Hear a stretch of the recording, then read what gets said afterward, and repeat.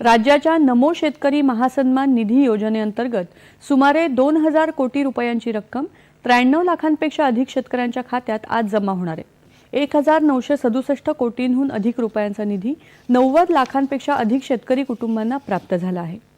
आत्ताच पाहिल्याप्रमाणे शेतकरी बांधवांनो, तुमच्यासाठी मोठी खुशखबर आज अखेर आली आहे।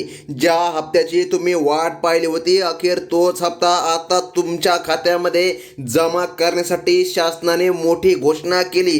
त्यासोबत आता शेतकरी बांधवांच्या खात्यामध्ये नमो शेतकरी महासन्मान निधी योजनेचा 8वा हप्ता जमा होण्यासाठी सरकारच्या माध्यमातून कार्यक्रम देखील पार पडत आहे। शेतकरी मित्रांनो, नमो शेतकरी योजनेच्या 8व्या हप्त्याचे 2,000 रुपये कधी येणार याकडे सर्व शेतकऱ्यांचे लक्ष लागले होते। सर्व शेतकरी याकडे डोळे लावून बसलेल्या तुमच्यासाठी आज मोठी बातमी आलेली आहे, कारण की आता सरकारच्या माध्यमातून निर्णय जाहीर झालेला आहे। आताच तुम्ही पाहिल्याप्रमाणे शेतकरी बांधवांनो, सरकारच्या माध्यमातून मोठी माहिती आता देण्यामध्ये आली आहे। आज संध्याकाळपासून लक्षामध्ये घ्या शेतकरी बांधवांनो, सकाळीच शेतकरी बांधवांसाठी मोठी बातमी सरकारने दिली आहे। सरकारने सांगितलं आहे संध्याकाळपासूनच हे पैसे आता तुमच्या खात्यामध्ये जमा होणार असल्याचा मोठा निर्णय सरकारने दिला आहे।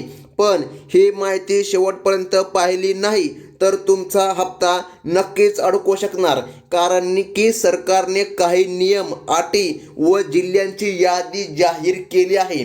सरकारने सांगितल्याप्रमाणे यादीमध्ये जर तुमचं नाव आलं तर तुमच्या खात्यामध्ये निधी जमा होईल व तुम्हाला एक सर्वात महत्त्वाचं काम करून घ्यावं लागणार, तरच तुमच्या खात्यामध्ये नमोचा हप्ता जमा होणार, असं सरकारच्या माध्यमातून आता सांगण्यामध्ये आलं आहे।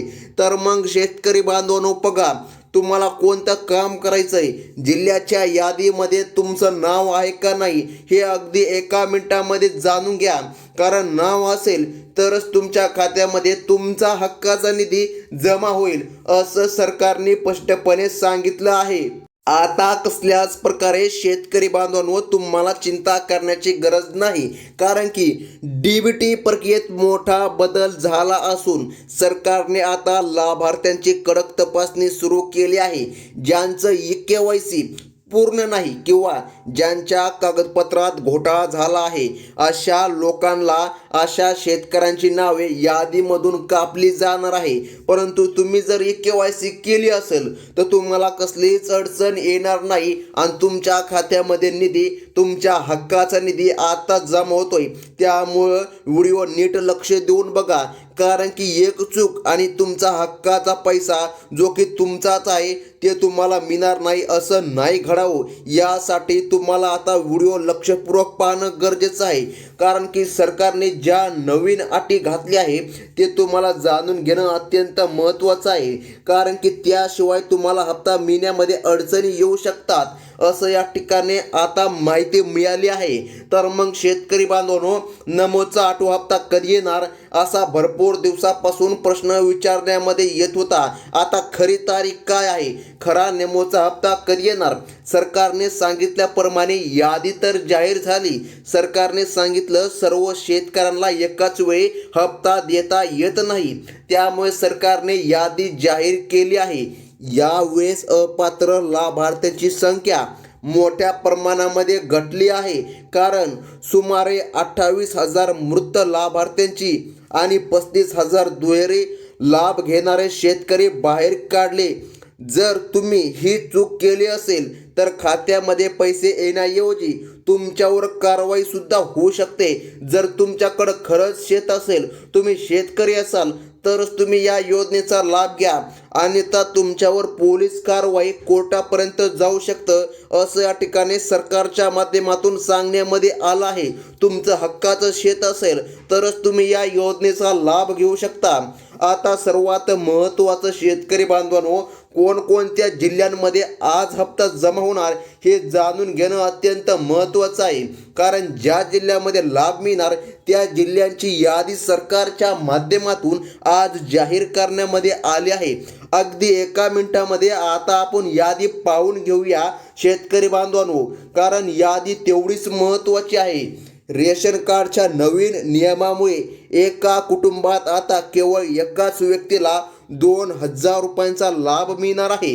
म्हणजे की तुमच्या घरामध्ये नवरा, बायको, मुले, मुली असे टोटल 4 व्यक्ती असतील किंवा 5 देखील असतील आणि 5ही जण या ठिकाणी या योजनेचा लाभ घेत असतील तर सरकारने सांगितल्याप्रमाणे जर मुलगा व वडील असे दोघे जण लाभ घेत असतील तर हरकत पडणार नाही.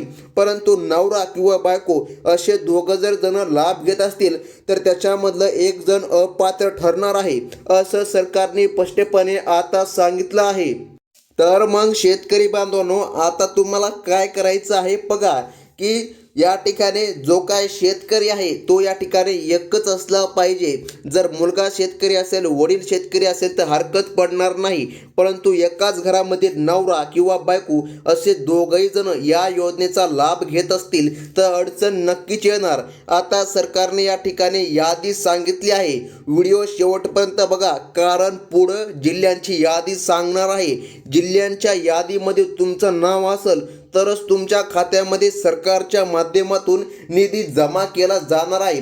आताच्या ठिकाणी सरकारने घोषणा केली आहे, दुपारी बीड किंवा नागपूर जिल्ह्यातून या हप्त्याबाबत या ठिकाणी मोठी घोषणा होणार असं सरकारने सांगितलंय. त्यासोबत बैठक देखील 3 वाजता पार पडणार. आणि बघा, रात्रीपासून शेतकरी बांधवांच्या खात्यामध्ये निधी जमा करण्यामध्ये येणार असं सरकारने सांगितलं. आयकर भरणाऱ्या शेतकऱ्याला या योजनेतून बाहेर ठेवण्यामध्ये आलं आहे. निवडणुकीच्या तोंडावर सरकार डिसेंबरच्या शेवटच्या आठवड्यात 1 जानेवारी 2025 पर्यंत सर्वांच्या खात्यामध्ये पैसे टाकण्याची तयारी करीत होतं. परंतु तुम्हाला पैसे आले नाही. हे पैसे का आले नाही आत्ताच जाणून घ्या. या ठिकाणी अर्जाची छाननी सुरू होती. अर्जांची छाननी सुरू असल्यामुळे शेतकऱ्यांच्या खात्यामध्ये निधी जमा झाला नव्हता. परंतु आता तसलं काही होणार नाही. कारण की बघा शेतकरी बांधवांनो, सरकारने स्पष्टपणे आता सांगितलं आहे, जे पात्र लाभार्थी आहेत त्यांच्या खात्यामध्ये आज सरकारच्या माध्यमातून निधी जमाच केला जाणार आहे. परंतु हा निधी नेमका किती जिल्ह्यामध्ये येणार हे देखील जाणून घेणं तेवढंच महत्त्वाचं ठरतं आहे. चला तर शेतकरी बांधवांनो, बघा आता या ठिकाणी बघा त्या 18 जिल्ह्यांकडे वळूया जिथे तपासणी मोहीम कडक केली आहे. आता ज्या जिल्ह्यामध्ये हप्ता जमा होतोय त्या जिल्ह्यांची देखील यादी सरकारच्या माध्यमातून सांगण्यामध्ये आली आहे. तर बघा, यामध्ये नगर म्हणजे की अहमदनगर, अहिल्यानगर, अहिल्यादेवी नगर असं देखील म्हणतात. त्यानंतर छत्रपती संभाजीनगर, ज्यालाच की औरंगाबाद देखील म्हणतात. काही असे शेतकरी असतात ज्यांना की छत्रपती संभाजीनगर म्हणल्यावर कळत नाही, तर छत्रपती संभाजीनगर म्हणजेच की औरंगाबाद. त्यानंतर बघा, जालना या पण जिल्ह्याचा समाविष्ट झाला आहे.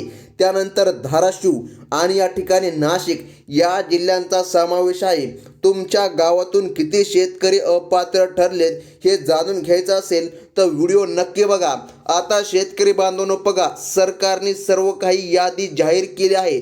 यादी अचूक संपलेली नाही. सरकारने सांगितल्याप्रमाणे तुम्हाला एक महत्त्वाचं देखील काम करून घ्यावं लागेल, तरच तुमच्या खात्यामध्ये निधी जमा केला जाईल. अन्यथा तुम्ही वंचित देखील राहू शकता. त्यामुळे माहिती जाणून घेणं अत्यंत गरजेचं आहे. यानंतर जळगाव झाल्याच्या नंतर सोलापूरच्या नंतर कोल्हापूरच्या नंतर सांगली. अगदी डिटेलमध्ये आपण माहिती सांगत आहोत, तेही अगदी कमी वेळेमध्ये. बघा, या जिल्ह्यातील लाखो शेतकऱ्यांची नावे या ठिकाणी यादीमधून कमी देखील होत आहे.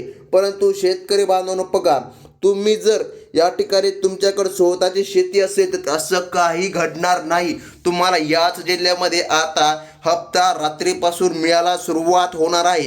तर सरकारने पैसे सोडणे ते तुम्हाला मिळणार देखील नाही. कारण बघा, सरकारने सांगितलंय तुम्ही पात्रतेमध्ये बसत असाल तरच तुम्हाला हप्ता मिळणार.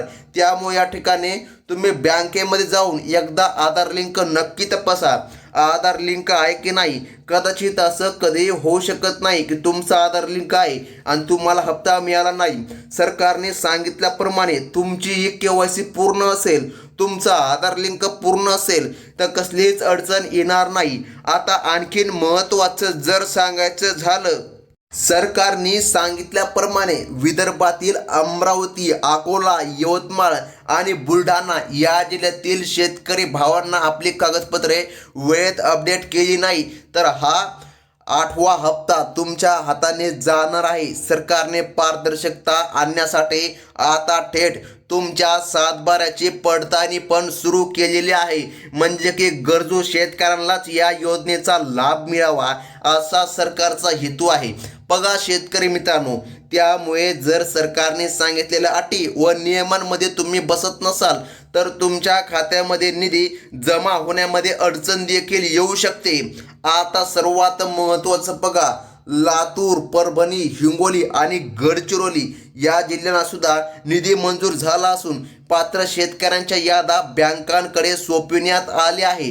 ही माहिती खरी आहे की अफवा आहे हे पाहण्यासाठी तुम्ही आता अधिकृत वेबसाईट या ठिकाणी तपासून पहा. सरकारने सांगितलं आहे शेतकरी बांधवांनो, बघा भरपूर दिवसापासून अफवा पसरत आहे. अफवांवर विश्वास ठेवू नका. आपण काय जी आता यादी सांगितली त्या यादीनुसारच तुमच्या खात्यामध्ये आता निधी जमा केला जात आहे. आता शेतकरी बांधवांनो, सर्वात महत्त्वाचं जाणून घ्या. सरकारच्या माध्यमातून आता जास्तीत जास्त शेतकरी बांधवांच्या खात्यामध्ये निधी जमा करण्यामध्ये येत आहे. कसल्याच प्रकारे अडचण येणार नाही. सरकारने सांगितल्याप्रमाणे तुमच्याकडं फार्मर आय डी कार्ड असेल तर काही अडचण येणार नाही. त्यामुळे पटकन तसे फार्मर आय डी कार्ड काढून घ्या, तुम्हाला कसलीच अडचण येणार नाही. आणि त्यासोबत तुम्ही जर या चॅनलवर नवीन असाल तर पटकन या ठिकाणी सबस्क्राईबचं बटन ठोका. सबस्क्राईबचं बटन ठोकल्यावर आम्हाला काय पैसे मिळत नाही, परंतु पुढील व्हिडिओ बनवण्यासाठी आम्हाला प्रोत्साहन मिळते. आणि लाईक देखील करून घ्या. ही होती अत्यंत महत्त्वाची बातमी. धन्यवाद.